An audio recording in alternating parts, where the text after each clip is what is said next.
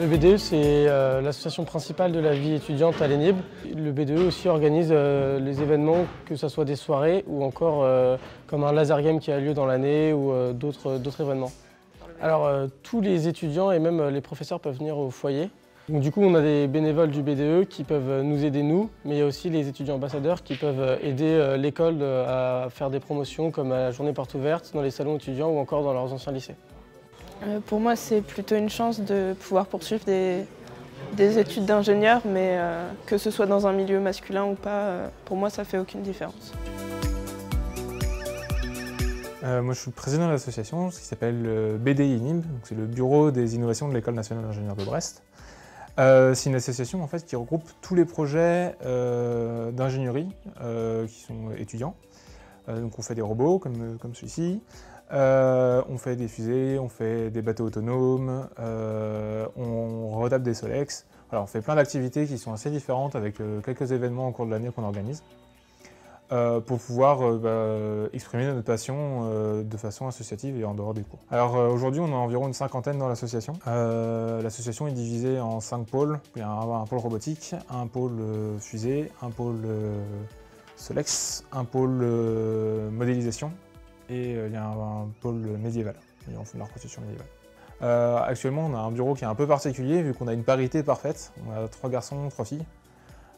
C'est assez exceptionnel, mais c'est plutôt encourageant, un truc qu'on n'avait pas eu depuis très très longtemps, voire jamais. Donc voilà, on est assez fiers de ça. Alors ici, on est dans le bureau d'Horizon Ingénieur. Donc c'est la junior entreprise de l'ENIB. Dans cette association, on propose des projets qui nous ont été donnés par des entreprises, confiés. Et ensuite, notre objectif, c'est de proposer aux étudiants un projet. Et ensuite, les projets sont donnés aux étudiants et le projet est rémunéré.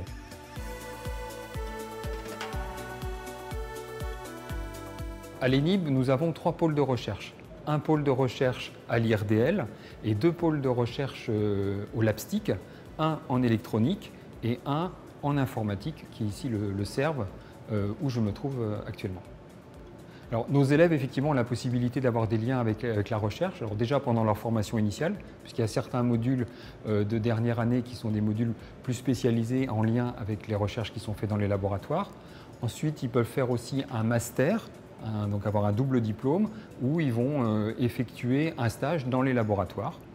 Et après cette 5e année d'études, il y a la possibilité de poursuivre en doctorat.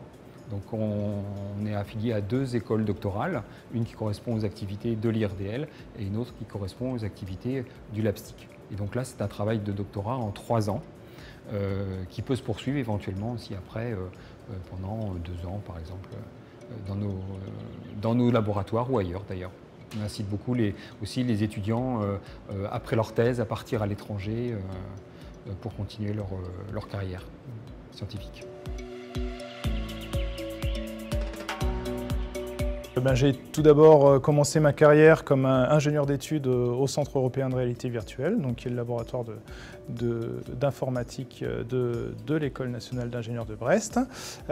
Puis ensuite, j'ai rejoint la société Serval, dont le cœur de métier est l'utilisation des techniques de réalité virtuelle et d'intelligence artificielle pour la modélisation numérique, l'optimisation et la planification. Nous accueillons beaucoup de stagiaires, nous co-encadrons des thèses, nous sommes utilisateurs des outils de la plateforme technologique et nous avons également des contrats de collaboration sur des projets de recherche.